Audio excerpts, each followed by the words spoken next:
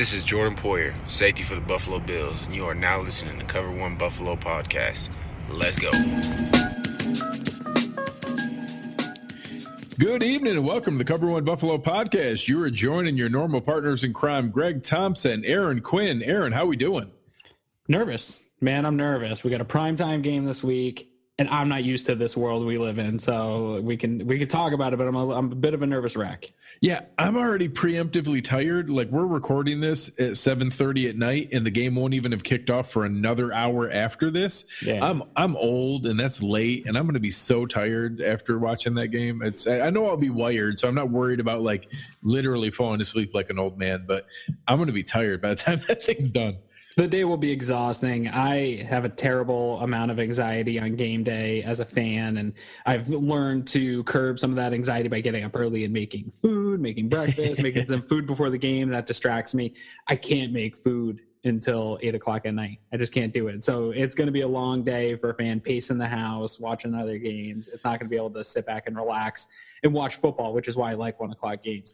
It allows me to, watch some football. So it's a tough week, man. I know my anxiety's ramped up. I can imagine the players have a positive anxiety about playing on the national stage, and it's a big game. So all eyes are going to be on Buffalo for a huge game. And I know we say it all the time here, dude, but biggest of the year again to this point. Like, they're all in different ways, but here we are again, one of the biggest games of the year.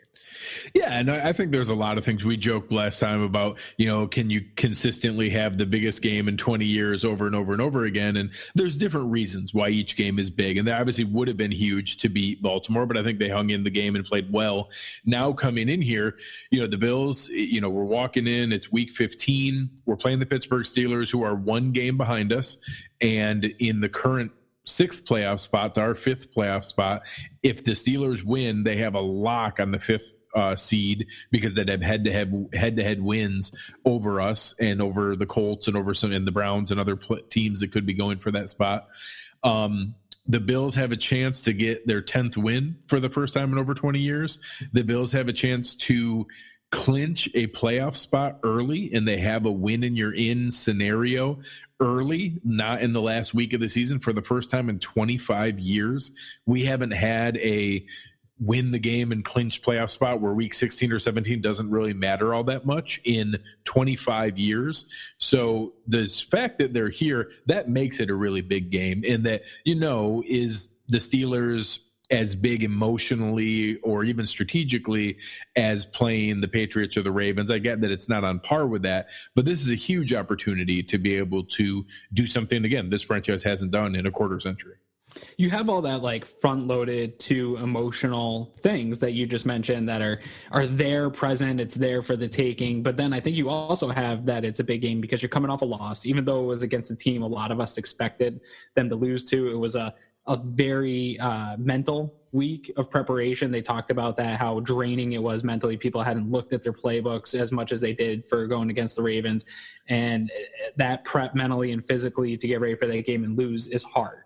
And to turn around in another must-win situation on prime time, all these things are building up as a really interesting test, I think, for a young team to see what they're made out of, because I'm a firm believer good teams don't lose back-to-back games in a year. It does happen, but you don't want that to happen. And especially at this final month of the year, they want to go 3-1 every month of the year.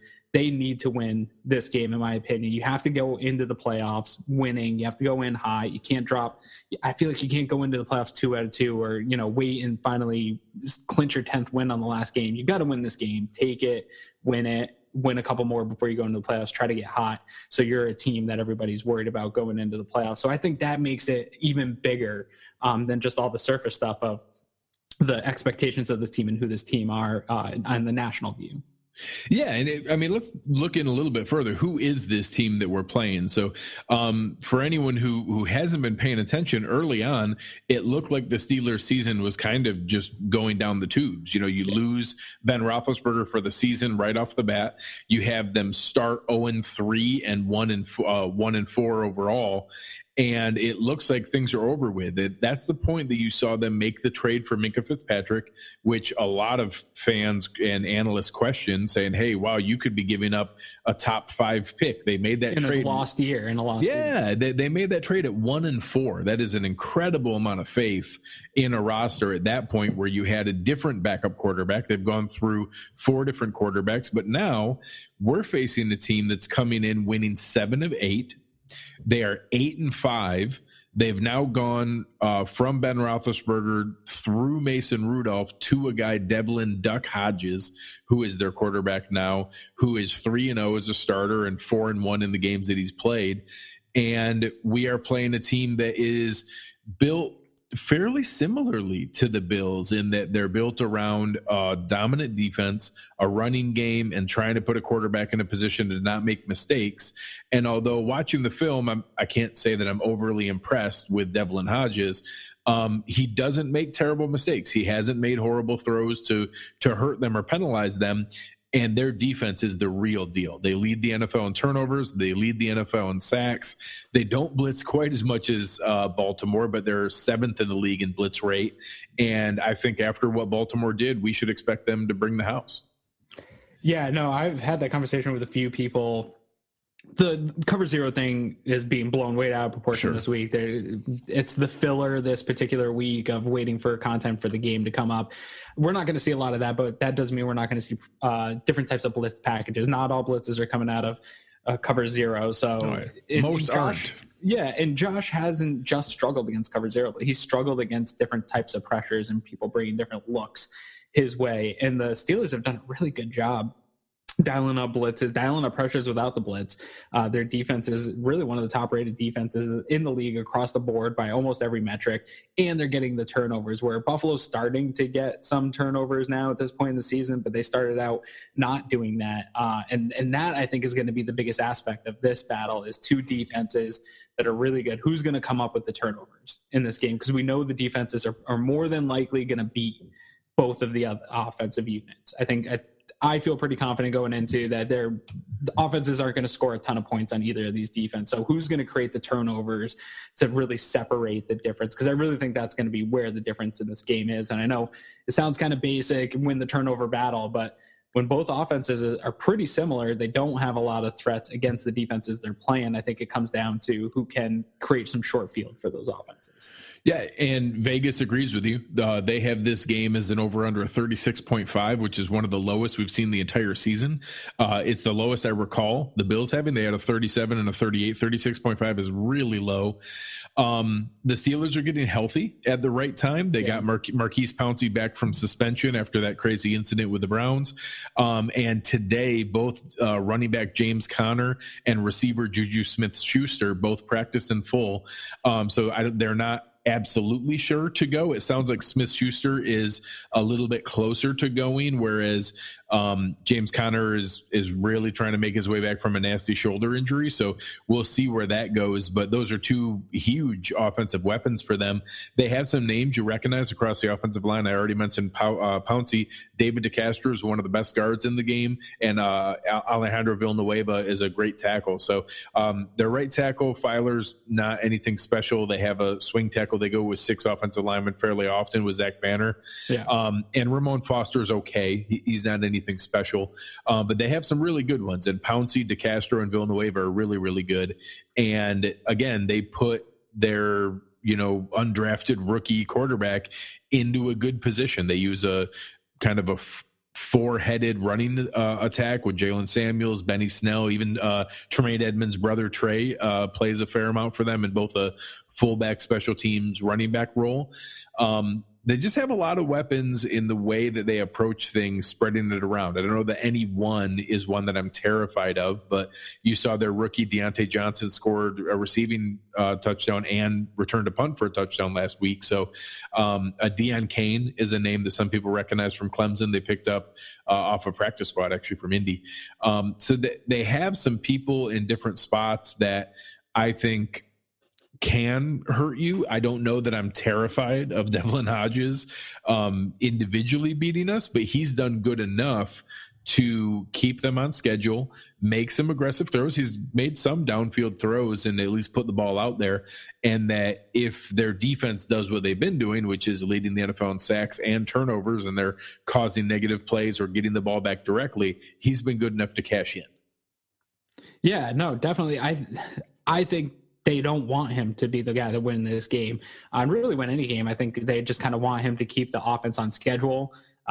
If he isn't a third and long, make a play or two in the game, but they don't want to rely on Hodges to be what leads them to victory here. I think they're going to rely on their pretty deep running back room. Steelers always seem to do really well with depth at running back, and we're seeing it again this year. They really haven't slowed down due to the injury to Connors. And that's surprising to me because there are names that you don't hear a lot about. I think Benny Snell was pretty big in the drafts. Jalen Sims was all right. But you start to hear these names come up, and it's the thing that Steelers do well. And I think you touched on it. It's the offensive line. Yeah. They have a really good offensive line. They dominate the line of scrimmage. And really, I feel like they feel like they can put anybody back there with a basic skill set and grind out some yards, get some running game going. So I think that's really their plan of attack against the Bills. I know that it's been stopped more and more lately, but that's still the weakness of this defense. If you're going to attack this defense, even though they've gotten better at the running game and our defensive line is playing really well, if I'm watching the film, that's still the best place to attack this team, especially if it's a strength of yours. So I think they're going to rely on that. I do like their wide receiving weapons. I like James Washington in the draft. I think that he's really coming into his own over there. Obviously, again, the Schuster back's huge. These are guys that can make catches even when defended, which I think they're going to have to do against the Bills. The Bills defend well, so they're going to have to win at the point of attack when the ball is in the air. And I think they have the guys to do that, win some of those 50-50 balls and stuff like that. And that's kind of a spot where Trey White struggled in, if he struggled at all, is going up against guys that can be physical with him, go up and get balls on him. So I think they get some stuff done in the passing game. I agree with you. I'm not super worried about it, but I do worry a guy like Hodges, they don't have a lot of film on. He is rapidly gaining confidence because when you start out being an undrafted guy, getting your first start, every week your development is way quicker when you're that kind of guy versus a Josh Allen who's a top pick. You're learning everything. He doesn't have anything to lose. He's coming in, he's getting a lot of confidence, and that's a little bit scary to me. But I think some of that confidence is going to get shaken against this Buffalo Bills defense. They've done it to better quarterbacks. They've shaken Tom Brady. If they can confuse Tom Brady, I think that they're going to be able to get to Duck Hodges a few times, show him some looks that really confuse him pre-snap.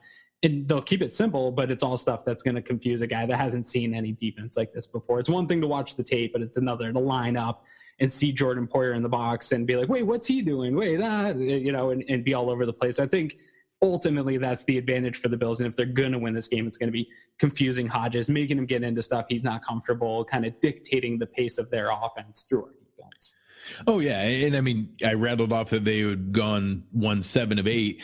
And you look at how they did that, it's very similar to some of the Bills' early wins in that, they won games by scoring 24, 27, 26, 17, 16, 20, and 23. Those were all wins. So never scoring more than 27 points, several of those winning with 16 and 17. That's very similar to some of the recipes that the Bills had early on. So I'm curious to see how they're going to be able to do that. I do think that over-under number sounds right in that It's not going to be a terribly high-scoring game. I do think that they're going to be able to throw a little bit more at them. I feel confident this is absolutely the best defense Devlin Hodges has ever faced, and it's the best defense that the Steelers have faced since the early season. Their early season run was nasty. They opened up Patriots, Seahawks, 49ers, Bengals, doesn't really count, and then Ravens. So having the Patriots, Seahawks, Niners, and Ravens for their first 5 games was really rough, and they lost all 4 of those, and they lost some of them pretty handily. So Hodges didn't play in any of those, and this is obviously going to shake him up a little bit in seeing this kind of defense now. So I feel a little bit better there, but obviously that's offset a little bit. This will be the first game that he's getting talents like Connor and Smith-Schuster back to be able to kind of buoy him a little bit further. So and there's always kind of anecdotally, and has nothing to do with any type of statistic, there's always these stories in sports where some guy with a clever name, Duck Hodges comes out of nowhere and has a nice 5-6 game, whatever run in him. It happens all the time in sports. There's no way to figure out when it's going to happen, how it's going to happen. But this does a little bit to me have that feel of like, here comes that guy. He's going to be Duck Hodges. He's going to be the next Gardner Minshew for the next 5 weeks. Everybody's going to talk about this guy. Bills can kind of stop a little bit of that. If he comes in and beats the Bills, it's going to be super annoying for the next 3 weeks about Duck Hodges. So hopefully the Bills do the nation a favor and kill this before it becomes a story, and then stamp their own card to the playoffs so everybody can start talking about us. Absolutely. Let's flip over to the other side of the ball, where I think is going to be the more interesting side of it, and that is this Steelers defense. And they have some names that people are going to recognize, and 3 of them are having really strong seasons in the front 7. Cameron Hayward is, just a stud who's been around for a while. 8 sacks at the defensive tackle position. A guy that many thought was maybe a little bit of a draft bust, Bud Dupree, coming out of Kentucky, finally coming along now with 9.5 sacks. And the leader by far in their front group is TJ Watt. And forever he had kind of been, oh, that's funny, JJ Watt's little brother. That's cute that he made the NFL. He's probably the leading candidate for Defensive Player of the Year right now.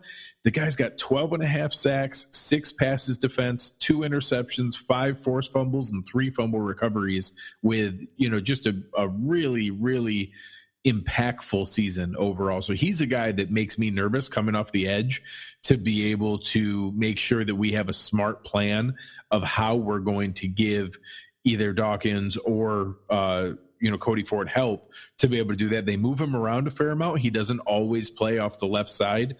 They do shuffle him around. His primary spot is there, and being able to set that up really is concerning. I mentioned the name earlier, trading for Minkah Fitzpatrick. I don't think their secondary is quite as good as what their front 7 is. Joe Hayden's pretty good at corner, but the other Edmonds brother, so Trey Edmonds is their fullback, running back, special teams guy. Their starting safety is Terrell Edmonds, so we're going to have 3 Edmonds brothers on the field here this weekend. I can't imagine being the parents of that situation. They have Steven Nelson out at the other corner, who was kind of a cast-off from Kansas City. Mike Hilton at nickel. Artie Burns is a name some people recognize as kind of a little bit of a bust as one of their backups. I don't think their secondary is as good as their front 7, but their front 7 is so good and brings so much pressure and gets to the quarterback consistently that their secondary doesn't have a chance to get exposed. So it's a really, really strong defense, and that front 7 is one of the best that we've seen all year. Yeah, no, the front 7's fantastic, and I think that that's going to be the problem for the Bills. Again, this game's going to be one of those that, just like last week, that starts at the line of scrimmage, and I'm not sure who's going to win that battle. A lot of games, I kind of feel pretty confident, at least on the on the defensive side of the ball, that we'll win the battle.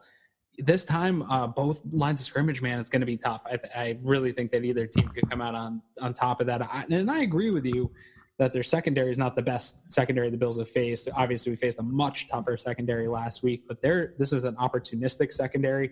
They're playing much better with Minkah Fitzpatrick out there. I don't think that many in the league realized how good Fitzpatrick was when that trade went down, and people are like, what are they doing trading for him for that? This is one of the top safeties in the league, and they secured him, and this is a big deal for the Steelers defense to get a leader back there. Think about what Micah Hyde and Jordan Poyer mean to this defense. Even when they're not showing up in the box score, you're seeing that on film. Fitzpatrick, he's everywhere. He was keeping contain on Kyler Murray last week out of nowhere, just like coming up to the line of scrimmage, keeping contain on Kyler Murray. He was able to keep him at bay.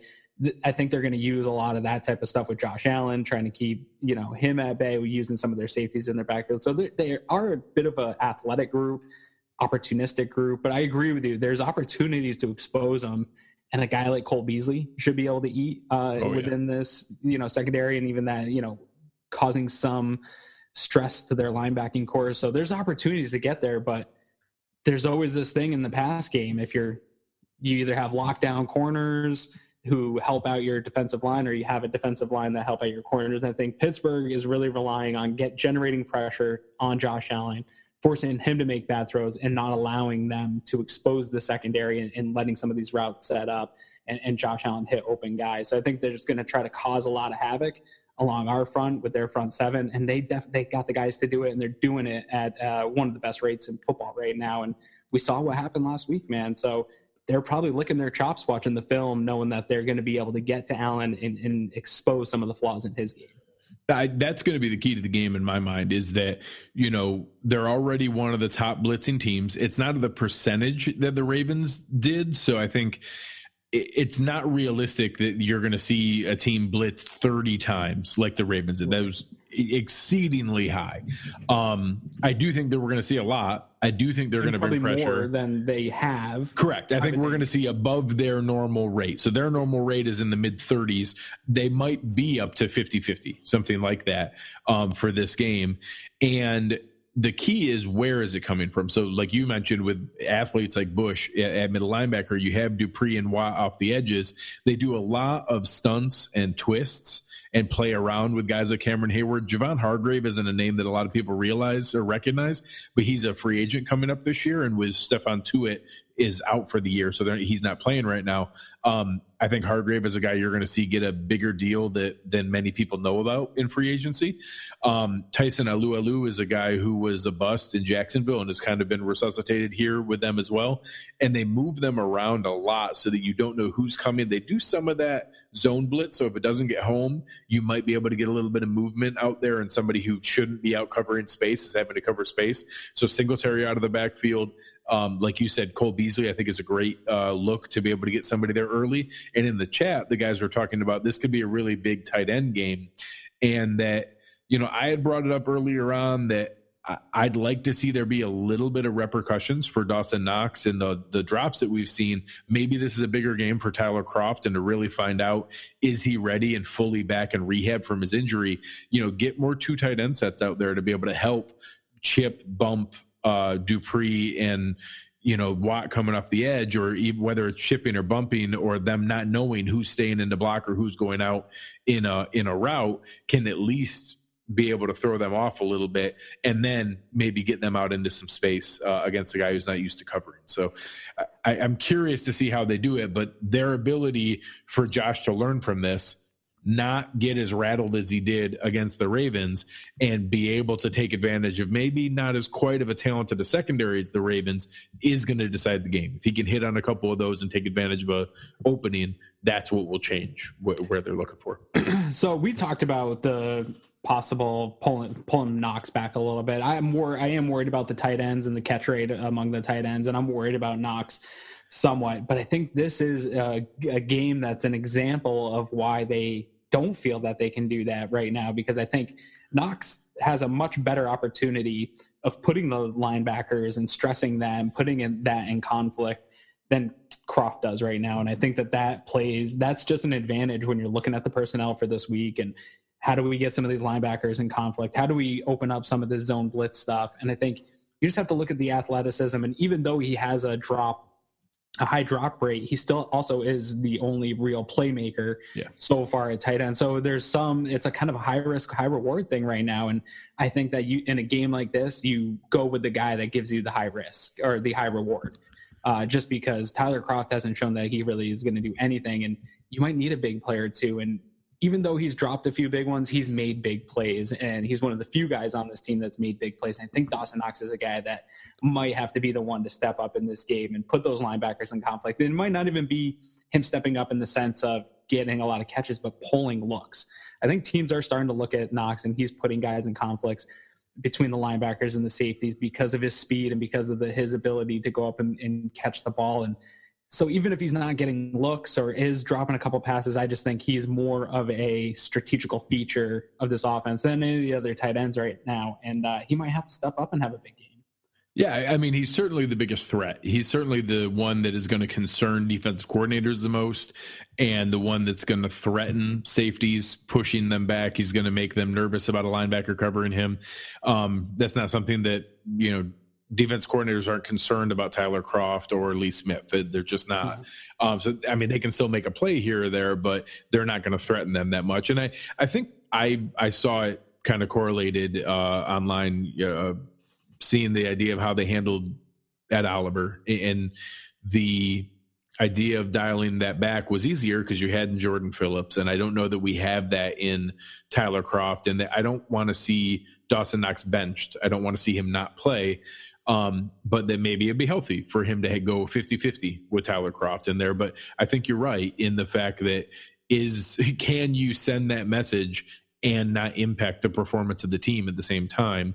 And I trust the coaches to know that. And there's also a piece of me that wouldn't mind a little bit more expanded look at Tyler Kroft down these final 3 games to know what we have going into the offseason and make sure we can make an informed decision on if we're going to pay him the money that he's due. So we'll see where that goes. And I know Joe in the chat was asking about the 3 receiver sets. I think we're going to see that the majority of the time anyways. I don't think this is going to change the fact that 11 personnel with, John Brown, Cole Beasley, a mix of McKenzie and Foster, Dawson Knox, and Devin Singletary is going to be the most frequent one.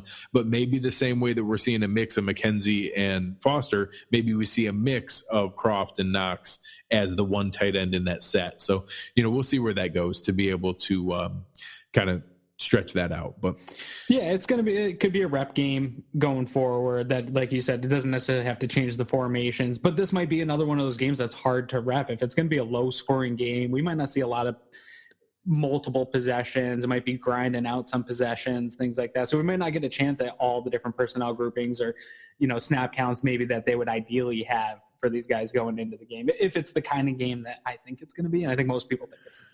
Yeah, Vegas doesn't miss by that much all that often. So I expect it to be a reasonably low-scoring game. Both defenses are the best 2 units of any of the 4 units for the team. So we'll kind of see where that goes. There's special teams, though. We don't talk a lot about the other team's special teams every week because it's kind of something you just pass over. But they've had a super consistent special teams, and that I do think is a worry of mine. Not just because they gave up a big they got a big touchdown recently, being the Steelers, that kind of changed the outcome of that Cardinals game. Not just because of that, just consistently we talked about it after the game for the Bills. They have a very consistent punter who's having a really good year. Yeah. That kind of field position and knowing that he's going to consistently do his job, that's going to be tough in a game like this. They have a good kicker. They have a guy that they feel pretty confident in kicking field goals. So they've just been a consistent unit this year where the Bills have had a lot of nice things. Andre Roberts has actually had a really good year, even though everybody's frustrated with the special teams, but they just haven't been able to consistently put it all together for a 4-quarter game. If we talk about Bills not having a lot of 4-quarter games, well, special teams, I don't even know if they put back to get 2 quarters back-to-back yet this year of any type of consistency. So we don't talk about special teams a lot from the other team, but that could be a pretty big difference in a close, low-scoring game. And that's maybe one of the things that gives me the most fear is the inconsistency of our special teams versus the consistency of theirs. Oh, yeah. I mean, Chris Boswell's having a phenomenal season, has made every extra point in 26 of 28 field goals. Their punter, Jordan Berry, is having a really nice season. Deontay Johnson just took a punt back for a touchdown last week. He was close a few other times. Oh, yeah, he's quick. So I think that they certainly have a good setup from a special team standpoint, and certainly seem to have a little bit of an edge. And kicking in Pittsburgh is one of the worst stadiums in the NFL to kick in. So Boswell certainly has the leg up from an experience standpoint there. And his, one of his only misses on the entire year is a 50-plus field goal. So I think he missed a 48 and a 53, and he's made every other kick all year, including every extra point. So having certainly a really good season for as hard as it is to kick in Heinz Field. Yeah, so that could be a big difference in a very close game where it's 2 good defenses. The offenses might have a tough time moving the ball. Like I said, when you go back to the defenses, you get a couple short fields for these guys, and you have a kicker like Boswell. That's a big advantage, I think, right now. Even though Hauschka had a nice rebound game, I think at least fans, I know the team says they have a lot of confidence right now in Steven. I'm not confident yet until I see him do it for a stretch of weeks consistently and maybe nail a big one with something on the line for him. But for Boswell, I feel like every time he goes up to kick, that's points on the board for the Steelers. Yeah, it certainly has been all year long. So let's get into a couple of our bets before we give our predictions for the game. I know I finally caught you after you came out to a large lead. I could barely see you in the distance. I finally caught up. What do we have on the docket for this week? We're starting with, it's a lot of Steelers bets here this week. So we're doing Steelers at 99.5 rushing yards. I think right now for the year, they're averaging 94. They've upped it lately. They've had a good little bit of a run this last couple weeks here. Getting back Connor, I took the over on the 99.5 rush yards. I just don't know that the Bills defense is still totally fixed. They did really nice. They had a great game plan last week for Lamar Jackson and that rushing attack, but the Ravens still had over 100 yards on the ground. They still move the ball at times. So I don't know that the rush defense is totally fixed here. And you were happy to take the under, it seemed. Yeah, no, I feel decent about it. I do think they're going to test it. I do think they're going to push it. I feel a little bit less good if James Conner is back, but I do think they're going to find out and they're going to test it. I'm hopeful that they're really able to push this defense and get them into a negative game script. I think, I've said that for weeks in a row now. Same with Dallas, the same with Denver, and the same with Baltimore. That early game script has so much to do with the outcome of the game, and that I'm hopeful the Bills can get out early and control this. And that's why our next one, I went with over 174.5 passing yards for, Mr. Duck Hodges, and that he's averaging about 164. So I think he's going to see a little bit more than he has in the past, because I think they're going to be trying to catch up a little bit. And the Bills will get out to a little bit of an early lead, and maybe tilt the game script a little bit more than what we've seen in the past. Yeah, I mean, that's the way you're going to get this, in my opinion, is if it's a 2-score lead, if it's a 10-point lead or something like that, we have 2 possessions up on them, they start to feel like they have to press, then they go to Hodges. But I think primarily I felt pretty good at the under, just because I think it's going to be a close game. I think it'll be within a 1-score game at all points. And I don't think either team in this game is going to want to get away from the run too much. I think they both see that as the way to move the ball against each other. This is not going to be, in my opinion, a very fun game for the NFL. I think somebody that flexed this game, they're going to be like, what were you thinking? Why are you flexing? Although the game that they flexed it for, it would have been a horrible Sunday night game, but this is not going to be a premiere what the casual fan likes of the big scoring back and forth shootout for Sunday Night Football this week, in my opinion. Yeah, that Niners Saints 46-48 game, this is not going to be that. I don't think it's that. So that's why I was happy to go with the under there. But then we did Steelers. They are at a high sack rate. What's their average right now? Almost 4 a game. They're averaging like 3.9 a game. They got 48 sacks on the year already. It's crazy. They're leading the NFL by a healthy amount. You took the 3.5 on that, and I'm going to go with the under on that. And the reason why is I do think they'll dial up some pressures. I think that they are going to play a little bit tighter than they have, because I think there's a real fear of Josh Allen's legs with their defense. I don't think they faced anyone quite like him with his ability to get out. So I think they're going to play a little tight. They're going to leave something open for Josh. I think Josh will get a few pressures. He might shake a couple guys off, but I have a hard time feeling that they get him down 4 times in this game. They're going to hit him. They're going to get some hits on Josh, but hopefully he can continue to get the ball, get rid of the ball, get out of the pocket, make something happen. And I'm banking on my boy Josh Allen making some magic back there. No, I think it's a smart pick, and it was right there on the line. I think that they're certainly going to bring a lot of pressure. Yeah. I'm hopeful that the reason they don't is because we see a huge game from Devin Singletary. I think that we need to see a lot of running game, a lot of push from that standpoint. So we'll see where it goes. And I think that, similar, we saw, 4 sacks against the Cowboys in a game that we won. We saw a couple of different things where we've had some pressure in the past. So they're going to bring it either way. And if they end up under that, I think it could be a really healthy game for the Bills to be able to put themselves in good position. So if you have any other wagers or any other ideas or things you think would be a tough pick for Aaron and I to decide which side of it we're on, shoot it to us on Twitter. We'd love to be able to add more to our tally here, but we'll do those for 3 points each and see if we can bring out a little bit more excitement as the game goes. Yeah, absolutely. And I think now is a good time, too, to get into our predictions, because we've kind of, I think, both laid out a scenario of this game that I think we're both pretty similar here.